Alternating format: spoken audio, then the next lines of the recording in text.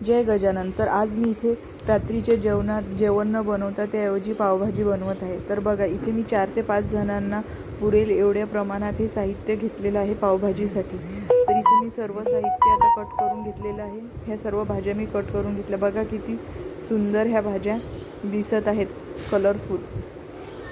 तर आता ह्या सर्व भाज्या आपण कुकरमध्ये छान शिजवून घेऊ।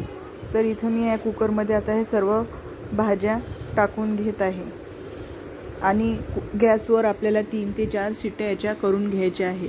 पूर्ण भाज्या बुडेल एवढं पाणी मी टाकलेलं आहे। जवळपास भाज्यांच्या वर 1 ते 1.5 इंच वर पाणी येईल इतकं पाणी मी याच्यामध्ये टाकलेलं आहे आणि थोडंसं मीठसुद्धा टाकलेलं आहे, जेणेकरून ह्या भाज्या आपल्या लवकर शिजतील।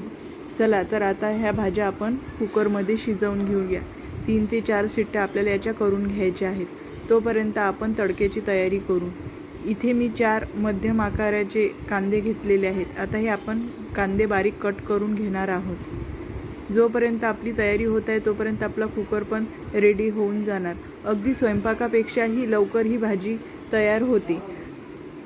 तर इथं आपला हा कुकर झालेला आहे। बघा, आपल्या सर्व भाज्या छान मस्त शिजलेल्या आहेत। तर आता आपण हे मॅशरने छान मॅश करून घेऊया।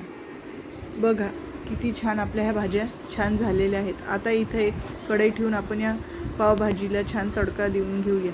तर इथं मी कढईमध्ये 4 ते 5 चमचे पोहे खायचे तेल टाकलेलं आहे आणि एक मोठा तुकडा बटरचा टाकलेला आहे। हे दोन्ही मिक्स आपल्याला कढईमध्ये घालायचं आहे आणि याच्यामध्ये बाकीचे साहित्य घालूया। 4 ते 5 हिरव्या मिरच्या मी तुकडे करून घेतले होते, ते याच्यामध्ये घालत आहे। त्याचबरोबर कांदासुद्धा याच्यामध्ये टाकून घेतलेला आहे। कांदा गोल्डन ब्राऊन होईपर्यंत आपल्याला परतून घ्यायचा आहे आणि त्यामध्ये अद्रक लसणाची 1 ते 1.5 चम्मच पेस्ट मी इथे टाकलेली आहे। 4 ते 5 जणांना पुरेल एवढी पावभाजी या साहित्यापासून तयार होते। तर आता मी इथे 2 चम्मच लाल तिखट, मी हे जे घरचं लाल तिखट आहे ते टाकलेलं आहे आणि त्याचबरोबर 1 चम्मच काश्मीरी लाल तिखट टाकलेलं आहे, जेणेकरून आपल्या भाजीला छान कलर येईल।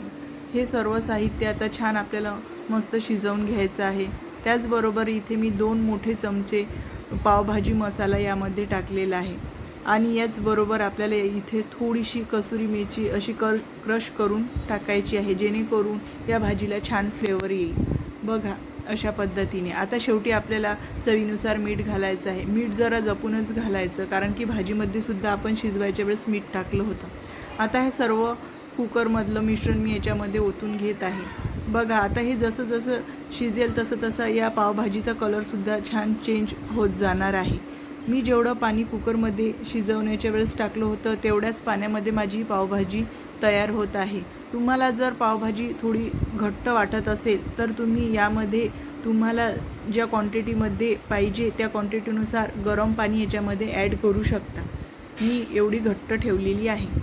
आता भाजी आपली तयार झालेली आहे। यामध्ये छान बटरचा 1 मोठा तुकडा आणि बारीक चिरलेली कोथिंबीर टाकून घेऊ आणि आता ही भाजी आपली सर्व करायसाठी रेडी झालेली आहे।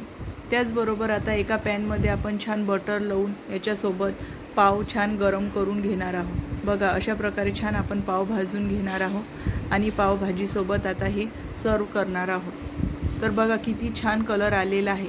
ही हॉटेलपेक्षा सुद्धा टेस्टी पावभाजी घरच्या घरी एकदम झटपट रेडी होते।